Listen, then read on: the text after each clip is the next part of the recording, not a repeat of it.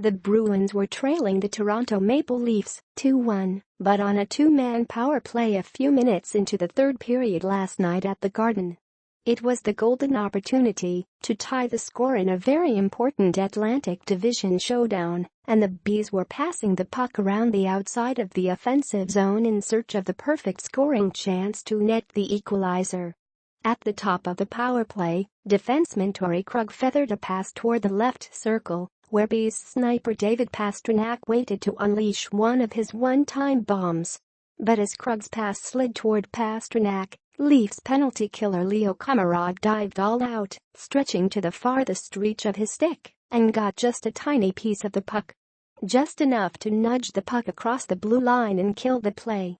It was that kind of night for the Bruins, actually that kind of weekend. An awful lot of the good things they tried to do almost worked, but not quite. The result, another very strong effort gone to waste, in a 4-1 loss to Toronto. As with the 3-2 overtime loss in Toronto Friday, the Bees maybe deserved a better fate and could find consolation in their start-to-finish effort. But consolation won't help much in the final NHL standings that determine which teams make the playoffs and which ones miss. "We talked in between periods that we liked our game," said Krug. "We liked the X's and O's part of it, and we were competing really hard.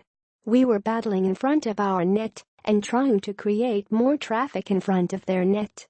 The Bruins did a good job defending against a club which, even without rising superstar Austin Matthews, is fast, talented and relentless on the attack.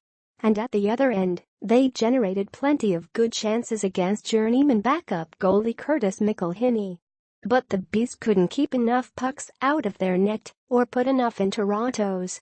On Friday, they repeatedly failed to clear a puck from their zone in the waning minutes and gave up a game-tying goal with 1 o'clock left. And last night, more mistakes led to goals and another great effort was wasted. "It's tough to feel good about your game when you're not getting the results," said Krug. "We've just got to keep going here. We can't start feeling sorry for ourselves, because then we'll start falling behind."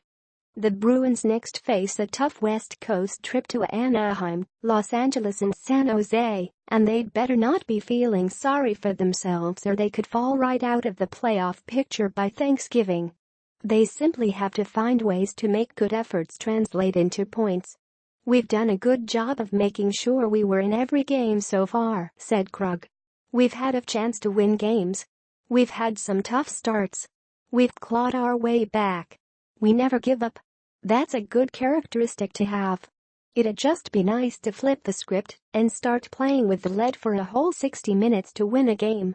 It's not going to work like that when you're missing a lot of key players, and we'll just keep going."